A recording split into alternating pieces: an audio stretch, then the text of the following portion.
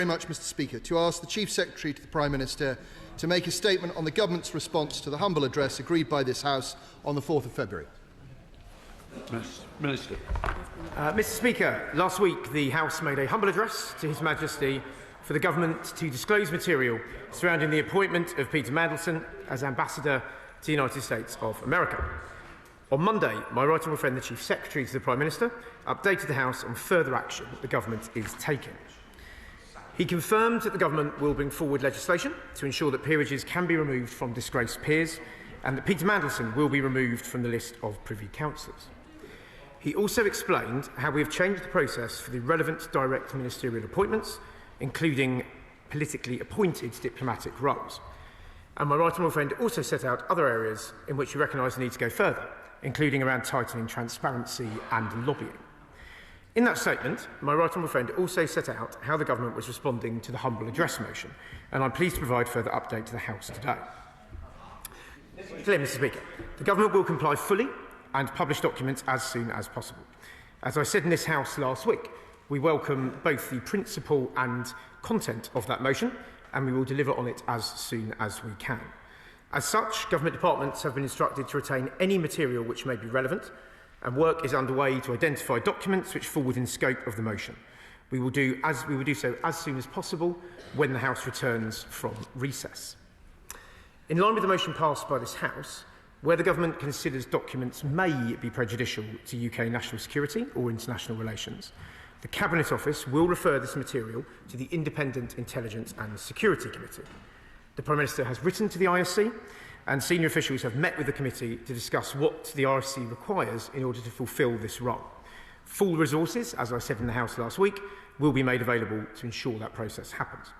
And we will work with the committee to explain the Cabinet Office's process for providing material relating to national security or international relations.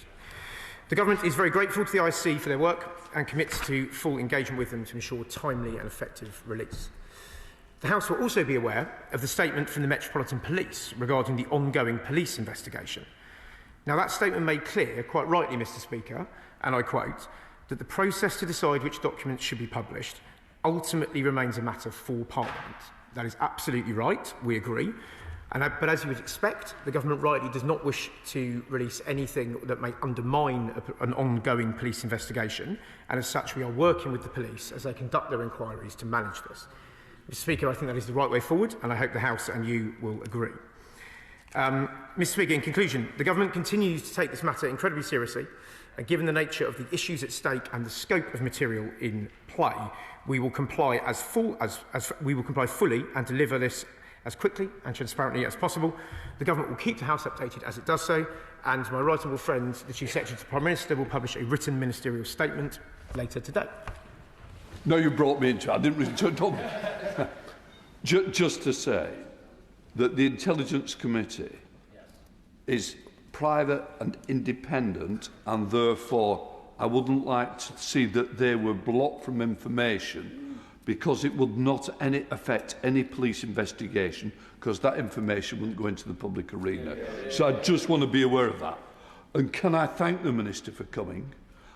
A WMS on something as important as this isn't personally good enough to me. I think it should have been brought to the House. All sides are interested, and I think it's right. This House should be informed personally. So I'm really pleased. I'm sorry he's got the short straw, but thank you he's here. Secretary. Thank you very much, Mr Speaker. I couldn't have put it better myself. But thank you. But thank you for granting this urgent question, without which honourable members would not have had a chance to question ministers before recess. The House obviously rises for recess having received very little in the way of information, so it's very important that we hear from the Minister today so that we can try and have some confidence in the process that's going forward. And simply put, the purpose of our question today is to try and elicit from the Government a commitment to give the House a timetable, and also to confirm, as I think the Minister may have done, that it intends to comply fully with the language in the humble address. And I say that, Mr. Speaker, because there's been briefing to the press from government sources this week that the government might try to reinterpret the address in some way. For the avoidance of doubt, were that to happen, the government would have to return to this House for another vote. Last week, the Prime Minister told us the process would have integrity because it was being led by the Cabinet Secretary and that any criticism or denigration of the Cabinet Secretary would not be right. This week, the political forces in Number 10 have been briefing that Sir Chris Ward is to be replaced. What a turnaround. So will the Minister reassure the House that any change in the Cabinet Secretary will not delay disclosure or publication of the documents which the House has required? There are a number of further questions that I'll put quickly to the Minister, Mr. Speaker. First, has the government completed its scoping exercise, and if not, by when does it intend to do so? Second, where the government proposes to release material to the Intelligence and Security Committee rather than directly to the House, will it provide public updates to the House that this has been done? Third, in respect of documents withheld at the request of the Metropolitan Police, will the government tell us the precise legal mechanism being relied upon and commit to publish these documents in full when the police no longer request them to be withheld?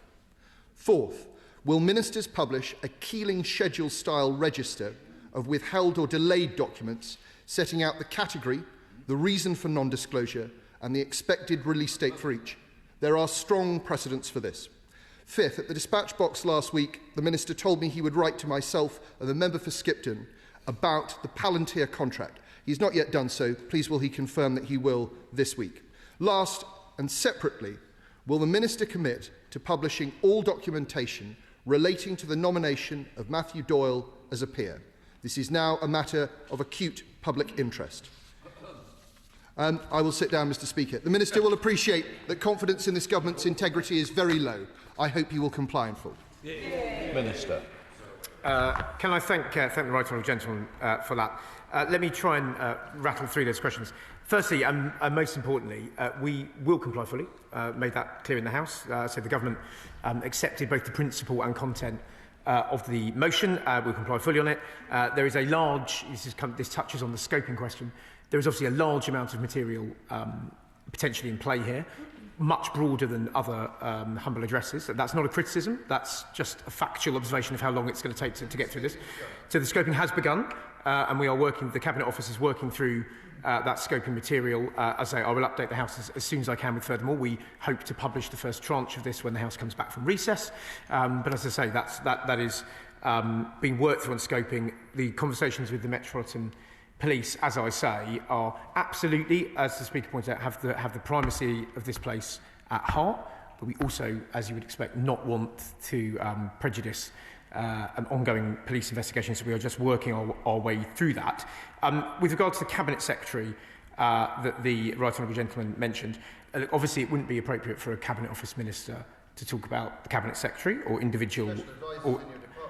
well, thankfully, I'm no longer an advisor, and I'm a Cabinet Office Minister, so it would not be appropriate for a Cabinet Office Minister to talk about the Cabinet Secretary. But let me reassure the House that the Cabinet Office is working hard on this. It is working diligently to do so. That process is ongoing, so any speculation around that does not affect the process that is going through.